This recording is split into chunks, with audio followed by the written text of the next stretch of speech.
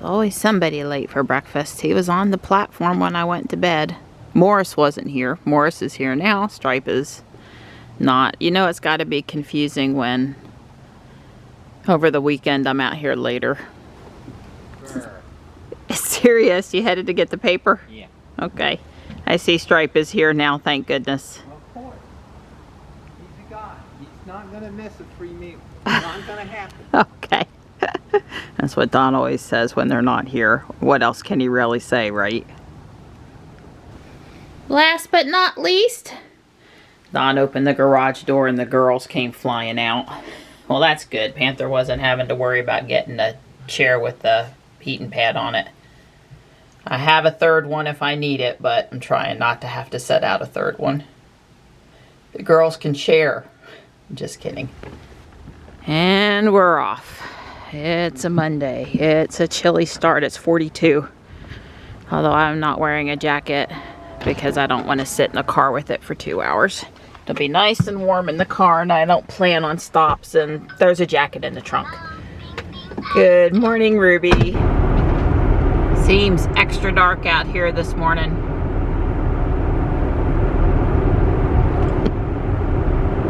So far, so good.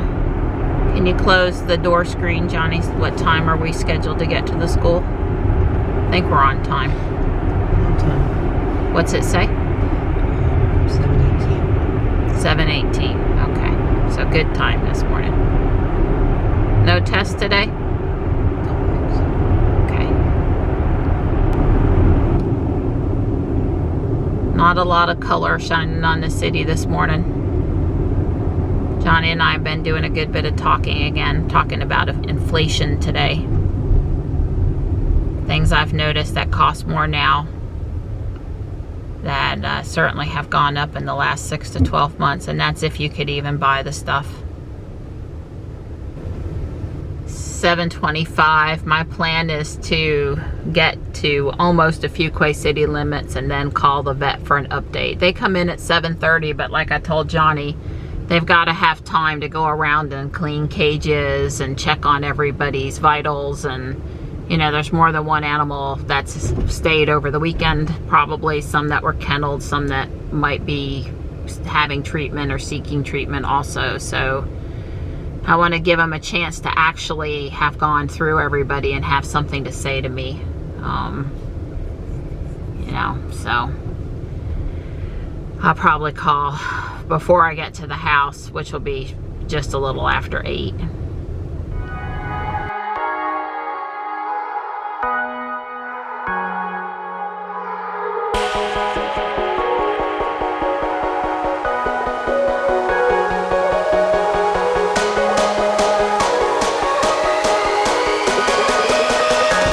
Well, right as I pulled over to South Park to call the vet, she called me. I kind of figured somewhere between 8:15 and 8:30 was, like I said, they'd had time to assess how she did overnight and the vet to come in, because staff comes in at 7:30, but I think the vet comes in at 8. You know, they're open until 6 there, and they gotta, you know, not work 12 hours every day if they can help it. At any point, she gave me a really detailed update. Mittens is about the same, still not eating on her own. And they're fixing to do the surgery. Dr. Liz, who's been doing surgeries, who owns that vet practice, is the one that is actually going to do the surgery, which I kind of figured. She's been doing surgery since, I don't know, at least the early 90s. So I don't think there's anyone around that would be better at it than she would be. Totally have confidence in her. And you know, back in the day when I had dogs, I always took them up there. She has been my vet since the 90s. So Dr. Rodriguez here in the last 10 years has been seeing the cats, but just it worked out that way. But at any point, she said they're probably going to send her home when they do send her home, which I still think is not going to be before tomorrow, with the feeding tube. We've got to get something going in, get her over the hurdle of it, you know, not feeling super great, and then hopefully even on her own she'll start to go for it. She says she feels it's either an obstruction or it's IBD that will need to be treated with steroids and diet, and she just had such a bad flare-up of it that you know, she needs help getting over it. Those are the two most likely outcomes. So anyway, they'll call me back as soon as they know something. She said there are several surgeries today, and I don't know the exact order. They'll do them in the order they need to do them, and they'll get back to me as soon as they can. So we'll go with that.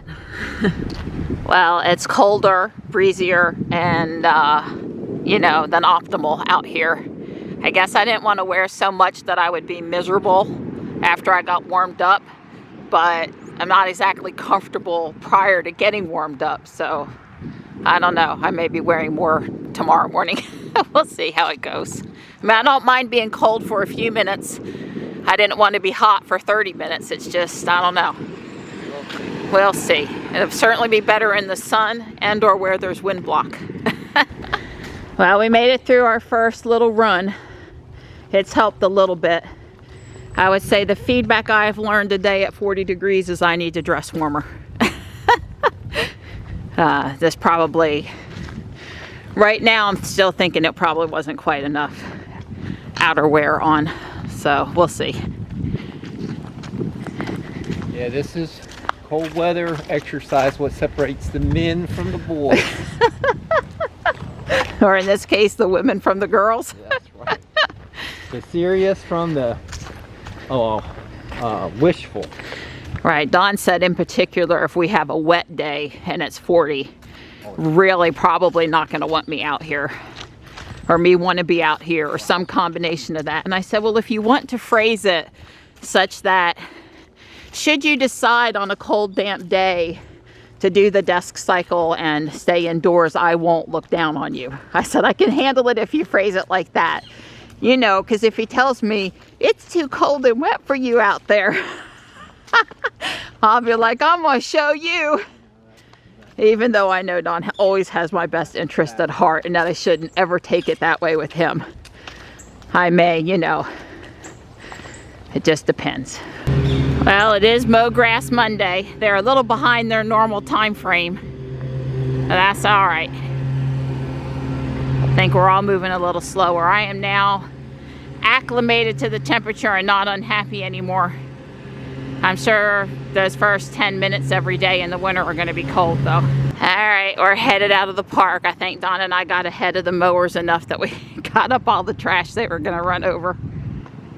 I just had this horrible thought that Halloween's coming in 2 weeks, and I remember when I would walk my dogs in my former neighborhood, that the couple of days after Halloween, it would be just candy wrappers everywhere. Well, I want to encourage all the adults out there to have children out there helping with gloves on and a plastic bag picking up after the party this year. It's not just us adults. I don't mind doing my share whether I ate any candy or not.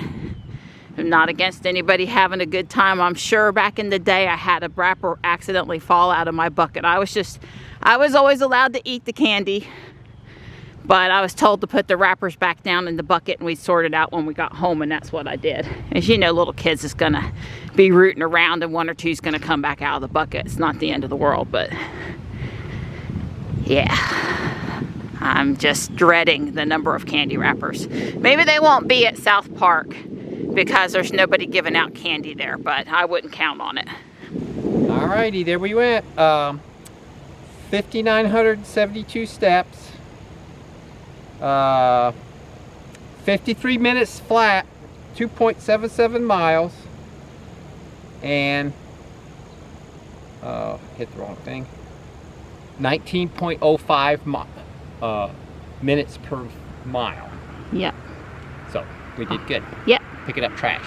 Yeah, it's hard to keep the pace, but you know, we could be having to do airplanes or toe touches or knee ups or this other thing, and picking up trash, it breaks up the walking and gives us some of that extra muscle movement. Yeah, it gives us some other, and it's productive instead of just standing there doing toe touches. So yeah. All right, it's worth slowing us down. Yep. All right, I'll see you in a few kiss. minutes. Kiss, kiss. Hey, bud. Hi. It's loud when acorns hit the top of the carport. Just saying. Tex was up the hill. I called him home. Marty ran to greet him. I'm like, are you nuts? And now Stripe's at my feet, of course, because, well, he's moved a little bit. Come here, Tux. Come on, buddy. Come on. I seen you come a-running until you saw Stripe. Come on, Tux. Come here, buddy. He goes, I gotta make sure the coast is clear, Mom. Tuxie. So I decided today that I'm gonna do Lego Kit 75979. It's a Hedwig from Harry Potter. They have a larger size one online available to buy right now on display at our local store. This is the smaller version. This one is only 630 pieces. It's 11 o'clock, so I've got 2.5 hours until I need to leave to get Johnny. I don't know if I'll finish it. I kind of thought this one might be done good in 2 segments, one to build the base and one to build the owl, but you know, I'm just going to start working on it and we'll see how far I get. It does crank and the wings will flap and the head also moves, and so it's got some Technique bricks in there. It says 10 plus. I'm sure that's probably a fair estimate. I did see someone online that motorized the crank, and I obviously have the skills and the equipment to do that. We'll see whether I decide that's worthwhile or not.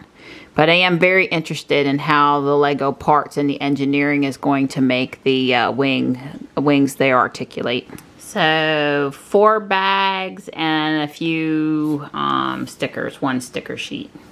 Well, I just put together the first gearing thing, and not super complicated, but you know, I'm thinking 10-year-old fingers. Yeah, probably, but that could be the one thing on it that they need a little assistance with, especially if they haven't previously built gear housing before.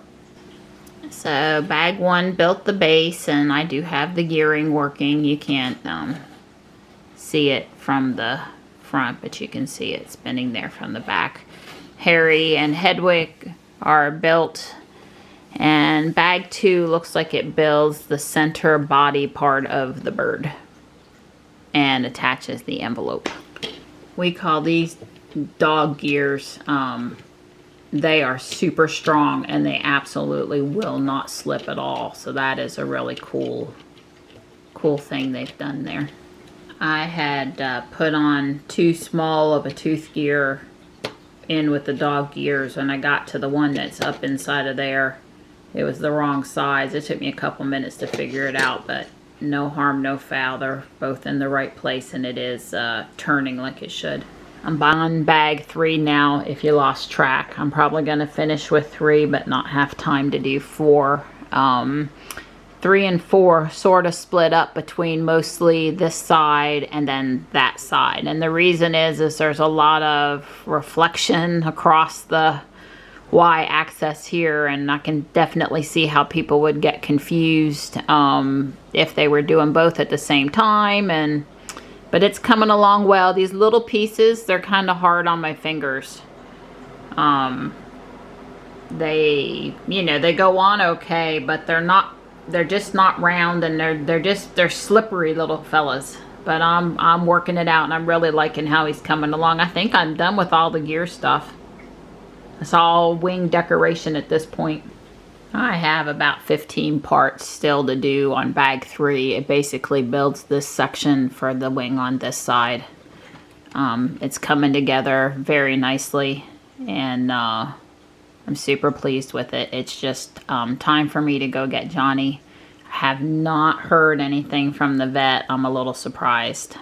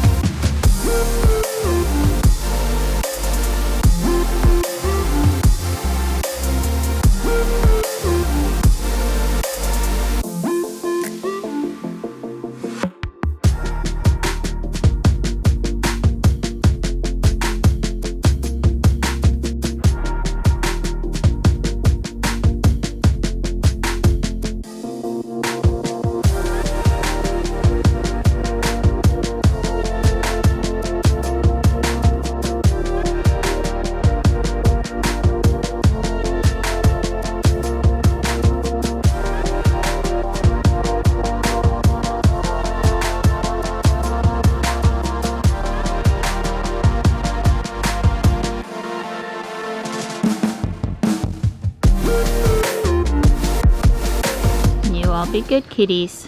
Tux is up on the platform. I had to come out one time while I was building and separate Tux and Strike. They were getting a little mouthy with each other. No harm done though, this time at least.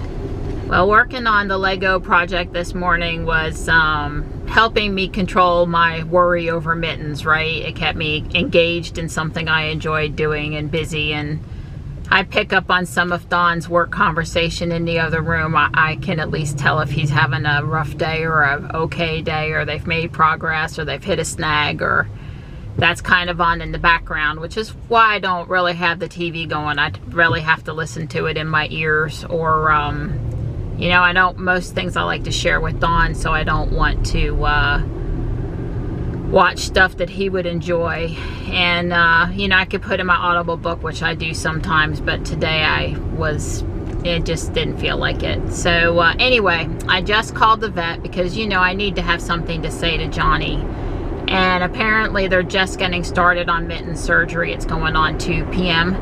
and that's not a problem. I'm sure they didn't exactly know the order they were going to do things when they started out. They probably had a powwow this morning and decided who to do first. They probably had commitments on standard spay, neuter, or remove a hernia or something like that. Or you don't know, they could have also had an emergency case come in that they, you know, needed to take on.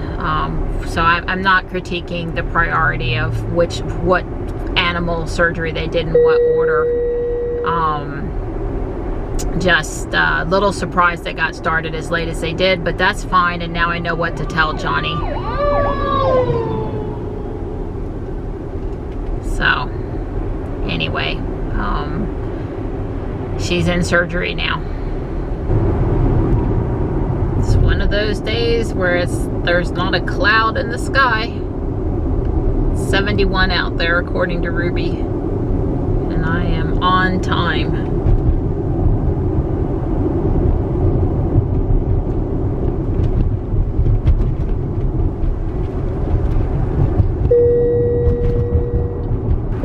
We stopped by the garden hut to pick up a Sasanqua camellia. We lost Mittens today. When the vet went in to do the exploratory, she found a cancerous tumor the size of a golf ball around her small intestine, and it had spread. And they recommended that it would be kinder for her not to wake her back up. Like I said, Dr. Liz has over 30 years of surgery experience. If there was anything she could have done to fix it, she would have.